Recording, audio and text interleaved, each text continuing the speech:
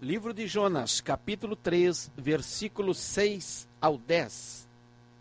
Quando a notícia chegou ao rei de Nínive, levantou-se ele do seu trono, tirou de si as suas vestes reais, cobriu-se de pano de saco e assentou-se sobre cinzas. Então ele fez uma proclamação que divulgou em Nínive, por mandato do rei e dos seus nobres: não provem coisa alguma, nem homens, nem animais, nem bois, nem ovelhas, não comam, não bebam água. Os homens e os animais estarão cobertos de pano de saco, clamarão fortemente a Deus e se converterão cada um do seu mau caminho e da violência que há nas suas mãos. Quem sabe se Deus se voltará, se arrependerá e se apartará do furor da sua ira, de sorte que não pereçamos. Quando Deus viu as obras deles e como se converteram do seu mau caminho, se arrependeu do mal que tinha dito lhes faria e não o fez. Glória a Deus. Quando fazemos citação do livro de Jonas, trazemos em pauta sempre a situação do grande missionário Jonas, que num primeiro momento não queria fazer a obra de Deus. Nós somos conhecedores que ao invés dele ir para Nínive, ele foi para Tarsis e lá, pegando um navio, começou a enfrentar as adversidades por causa da desobediência. E Deus, como é um Deus misericordioso, precisava alcançar aos ninivitas, e Jonas era o comissionado. Jonas recebera o chamado de Deus e estava ali rebelde. E por diversas circunstâncias, situações que aconteceram na vida de Jonas, ele é convencido, ele se convence, ele mesmo, Jonas, as situações o convenceram e ele, refletindo, se convenceu de que faria a vontade de Deus, chegando ele a Nínive numa segunda oportunidade que Deus dá. E o que me impressiona na palavra de Deus, que Deus é amor, mas Deus é justiça também. Deus é amor, mas Deus, ele quer avisar a humanidade do pecado. Ele quer convencer o homem do pecado, do juízo e da justiça. E o nosso Deus, ele entrega a Jonas qual seria a palavra que Jonas deveria pregar. Está lá no capítulo 3, verso 4, a parte B. Daqui a 40 dias, Nínive será destruída. E em algumas traduções, Nínive será subvertida. Ora, observe a palavra que Deus deu a Jonas, para que Jonas entregasse a uma cidade com mais de 120 mil habitantes. Podemos comparar essa cidade à cidade de Uruguaiana, que talvez tenha um pouquinho mais de 120 mil habitantes. Mas observe que Deus manda uma palavra de destruição para aquela cidade. O interessante é que Deus, ele é absoluto e ele sabe como convencer o homem do seu erro. E Jonas, eu acredito que ficou satisfeito, porque levaria o recado de Deus, como também Jonas pensava, porque Jonas era conhecedor de que os ninivitas, eles eram homens cruéis em suas batalhas, eles eram brutos, e eles eram homens pervertidos na sua maneira de viver. Era um povo totalmente desregrado e adaptando para a nossa época, totalmente perdido.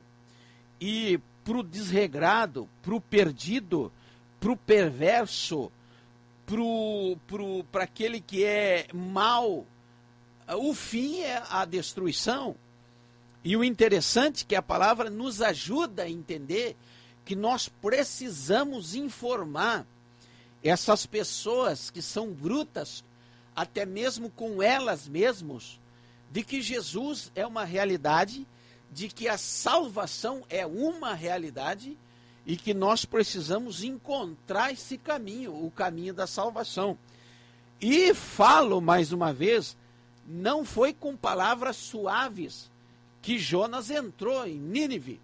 E ele falou, dando até mesmo prazo, 40 dias para a destruição de Deus sobre os ninivitas. Pois bem, a palavra chegou aos ninivitas, todos ouviram, e chegou aos ouvidos do rei, e chegou aos ouvidos de quem reinava. Aqui já começa a trazer uma certa preocupação, porque um recado duro ao rei é preocupante. Quem vai entregar um recado duro? Aquele que está sentado no trono. Mas o recado chegou ao rei, aonde tinha que chegar. Também me lembra a passagem quando o profeta chegou a Davi para repreendê-lo acerca do cordeiro, da cordeira que ele pegou, daquele que tinha só uma, quando ele tinha muitas e à sua disposição, do adultério de Davi com Batseba. Louvado seja o nome do Senhor. E aqui nós podemos ver a seriedade do reino. E chegou a palavra no rei. Louvado seja o nome do Senhor. E aqui nós vamos ver a atitude do rei. Versículo 6. Quando a notícia chegou ao rei de Nínive, levantou-se do seu trono, tirou de si as suas vestes reais, cobriu-se de pano de saco e assentou-se sobre a cinza. 3 atitudes de um rei diante de uma situação que precisa ser mudado. Primeira, renúncia. Ele renunciou ao trono. E isso aqui eu acho fantástico, porque para um rei sair do trono, abandonar o trono, renunciar o seu trono, ele tem que deixar, em primeiro lugar, o orgulho de lado. E quem deixa o trono para reconhecer o seu erro? Aleluia. Segunda atitude de um rei, humildade. A Bíblia diz que ele se veste de pano de saco, ele se despe das suas vestes reais, aquilo que o identificava, e coloca uma outra roupa, identificando ele de miserável. Agora ele não estava mais na condição de rei, ele havia renunciado ao trono, ele havia ido para um estágio de humildade, porque ele viu que estava tudo perdido. Aleluia. E ainda diz a Bíblia que ele assentou-se sobre as cinzas. Vejo aqui o arrependimento, porque quando alguém vai para as cinzas, tipifica o nível mais baixo que um homem pode descer, que é aos pés de Jesus. Tipificando aqui a extremidade, o oposto da altura é o lugar mais baixo. O oposto da altivez é a humildade. O oposto da certeza é o arrependimento. Louvado seja o nome do Senhor por aqueles que conseguem renunciar aos seus postos. Louvado seja o nome do Senhor por aqueles que têm humildade de reconhecer o seu erro. Louvado seja o nome do Senhor por aqueles que têm condições de arrepender-se. Aleluia. No versículo de número 7 diz a Bíblia: então ele fez uma proclamação que se divulgou em Nínive.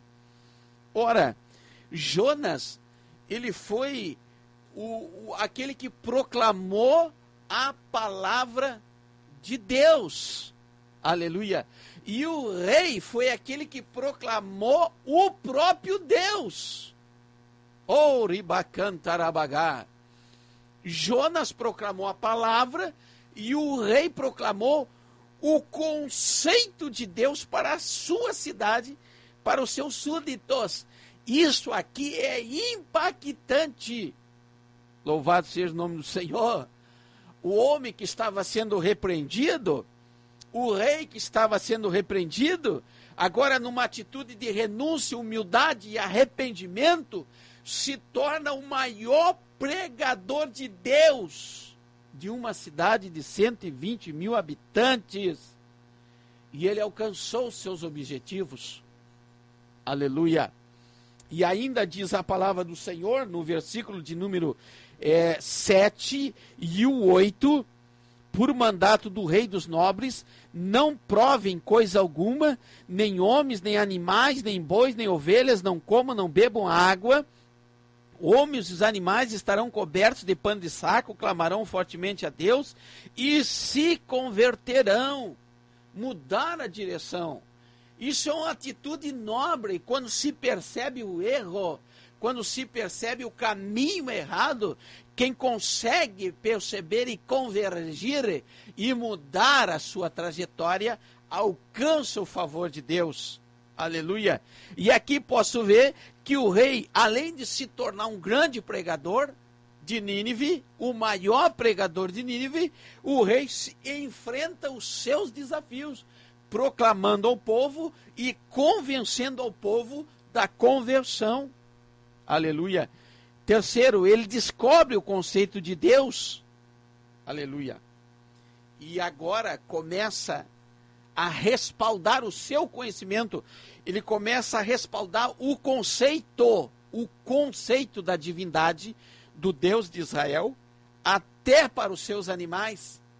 É impressionante, senhores, o que o rei de Nínive fez. Aleluia. Sempre prestamos atenção em Jonas, mas a nobreza de um rei foi quem salvou aquela cidade. Aleluia. A quarta coisa, no versículo 7 e 8, eles reconhecem a dependência do absoluto Deus. Aleluia.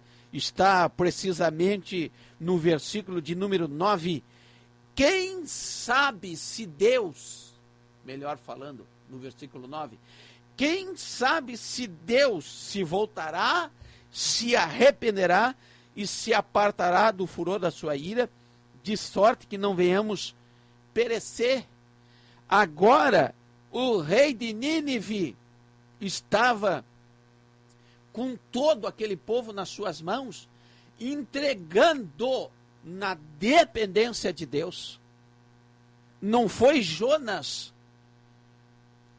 a principal atitude. Jonas pregou, tem que ser pregada, mas são as decisões que trazem as conversões. Precisamos pregar, mas do outro lado precisamos atitudes de rei. Renunciar, se humilhar e se arrepender. Dentro da renúncia, você coloca a realidade da sua vida. Diante da humildade, você coloca a realidade do que você vive. E diante do arrependimento, aquilo que talvez você esteja equivocado, hipoteticamente falando. E no 9, o rei de Nínive joga para Deus: Senhor, nós fizemos o que estava ao nosso alcance.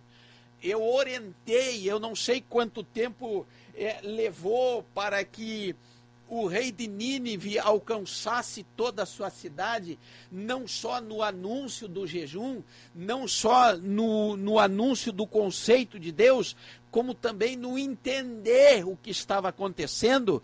Eu não sei quanto tempo levou para que aquela cidade, ao ser seguida pelo seu rei, alcançou a misericórdia de Deus. Não posso dizer, mas o tempo que havia dado a eles era 40 dias. Aleluia. Foi nesses 40 dias que eles alcançaram a vitória. E lá no versículo de número 10, quando Deus viu as obras deles e como se converteram do seu mau caminho, se arrependeu do mal que tinha dito lhes faria e não fez. Deus viu as suas obras. Aleluia. Deus vê as obras dos homens. Deus vê os frutos. Aleluia. O rei de Nínive, Era um rei caído, prostrado em pecado. E ele diz: não temos mais rei, não somos mais nada, somos todos iguais perante Deus. Se não pegarmos o caminho da renúncia, da humildade, do arrependimento, jamais seremos salvos. Aleluia. 3 coisas que aconteceram em Nínive em tempo recorde. Aleluia. Primeira coisa, houve uma reforma em Nínive. Sabe o que é reforma? É você pegar um prédio, retirar a tinta que está ali, passar um preparo antes da tinta, pintar novamente e restaurar o quebrado e preparar para aprontar aquele novo prédio. Uma reforma, primeira coisa que houve. Segunda coisa, uma restauração. Terceira coisa, um recomeço. Aleluia. Só podemos ser reformados, restaurados e termos um recomeço se renunciarmos, se humilharmos e se nos arrepender. Receba essa palavra em nome de Jesus.